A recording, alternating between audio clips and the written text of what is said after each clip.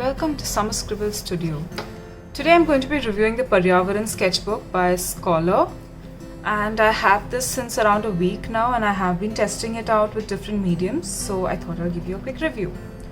So this is a very affordable sketchbook. It's for 130 rupees. I have the B5 size, which is 17 by 24 centimeters. It has 50 sheets of 130 GSM acid tree paper. So with these features, 130 rupees is quite a good deal. The USP of this product is that it's supposed to be a 100% recyclable product. It's made with FSC certified paper, and it's got a cover that's made of recycled craft. The board at the bottom is also quite sturdy, also made from recycled fibers. It's got twin metal wire binding, which is also supposed to be recyclable. And it's got forest friendly, smooth, natural shade paper. So the paper, as you can see, is not completely white. It's slightly creamish, but it's quite a nice color, especially for when you're doing pencil sketching. So I have been doing a few sketches on this and I thought I should review it now. So let's do a quick little bird drawing so that we can try out different mediums on this. So first thing I'm going to try out is pencil, because this paper is very smooth. It is perfect for pencil. With very little pressure, you can create quite a nice variation in the strokes.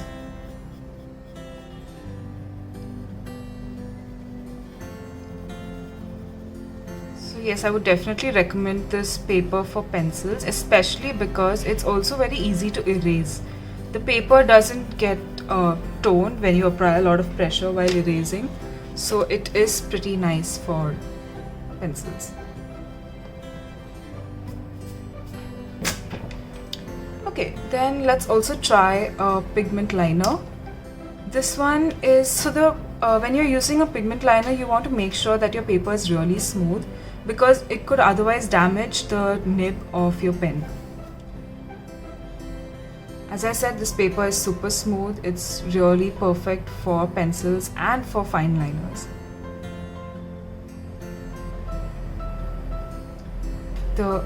It just glides very easily on this because there's barely any texture. But because there's barely any texture, I'm not sure whether I would recommend it for oil pastels, because oil pastels require a little texture for it to adhere to the paper, and especially if you want to create layers, you really need a little bit of texture on the paper.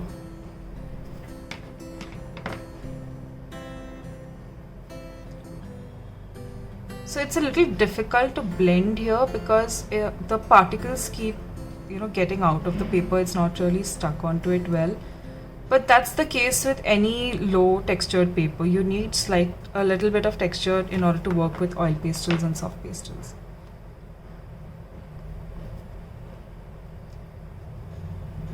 The colors are pretty vibrant on this, the shade of this paper.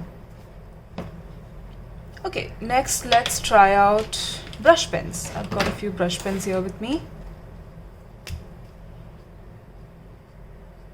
Okay, one thing that I notice with brush pens is that there is a little bit of feathering, which means that, if you make a straight stroke, it does bleed out a little bit.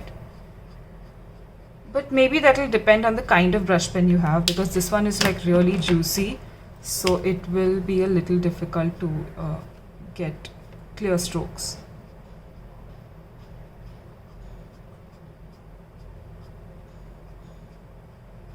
The paper is also warping a very tiny bit when I use brush pens. Oh, and I got my hands all inky again. Okay, so now let's do a watercolor test. So on the cover they have mentioned that this is good for light washes only. So let's try doing a little wash. I'm just applying some clear water to the background and then I'll drop in some colors. Let's see how it performs.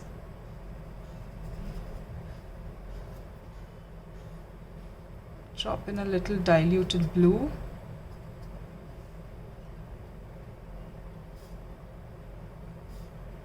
Okay, for some reason it doesn't bloom like it usually does on watercolor paper.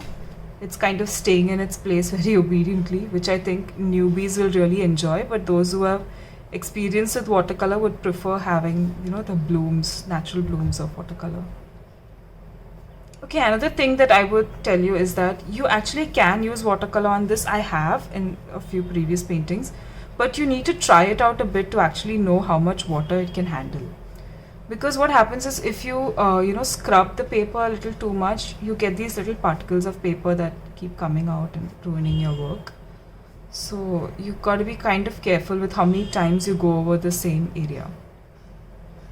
It can work with watercolor though. I will show you a few examples to prove my point.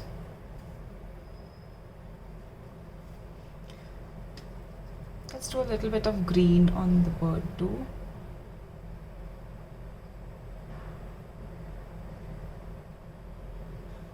Okay.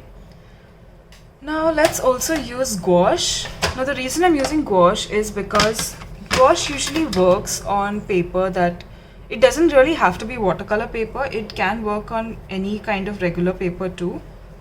I just have some gouache squeezed here onto my palette and I'm going to be using that. Another thing with gouache is you can use it as a completely opaque paint, but you can also water it down and use it like watercolors. And in fact, it can work on lower GSM paper too.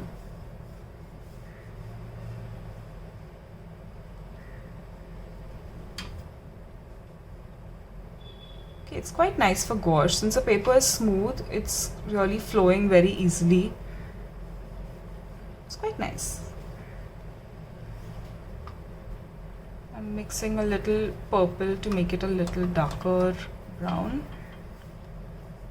just to give it a little shade. But yes, I would still say that the paper does warp a little with water-based mediums. So I'm not sure if I would totally recommend that.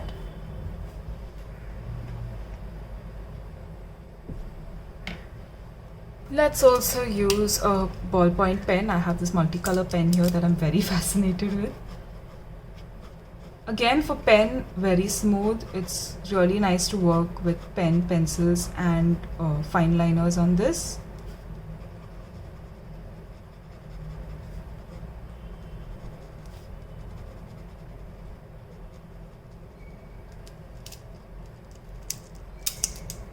Okay.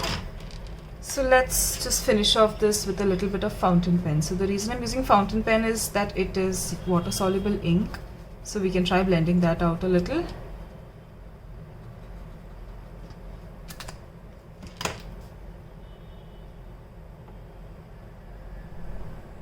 I think as long as you don't, scrub it too much, you can use water-based mediums on this quite well. And especially because it's so affordable, it's actually good for sketching. You don't feel guilty about wasting paper while you're just practicing.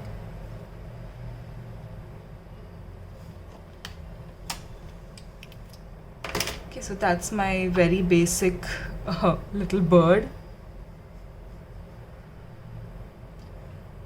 Maybe give a slight color to the beak too.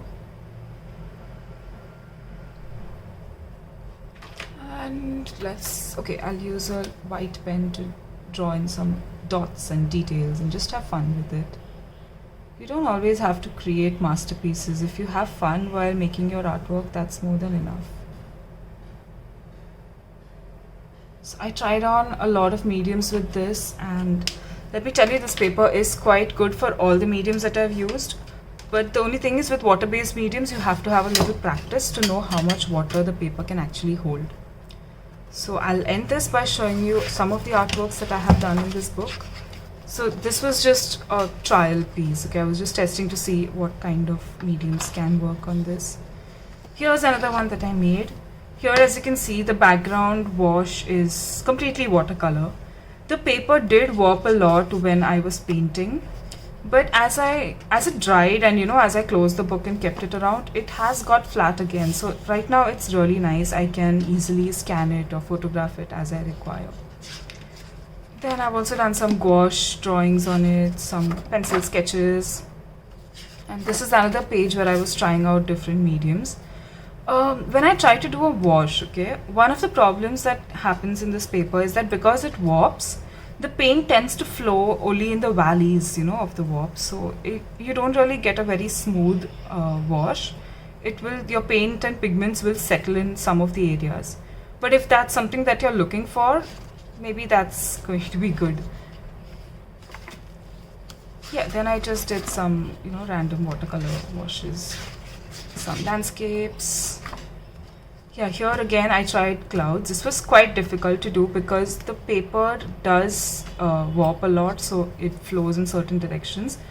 But yeah, with a little bit of practice, you definitely can do smooth washes on this paper. Yeah, so that is my review for the Paryavaran sketchbook. Have you tried this out? Do let me know. If you have any further questions, I'd be happy to answer them either here or on Instagram. My handle is summer_scribbles. I hope to see you there soon. Please do like, share and subscribe to my channel, and yeah, I'll see you soon with more stuff to review and more tutorials. Bye!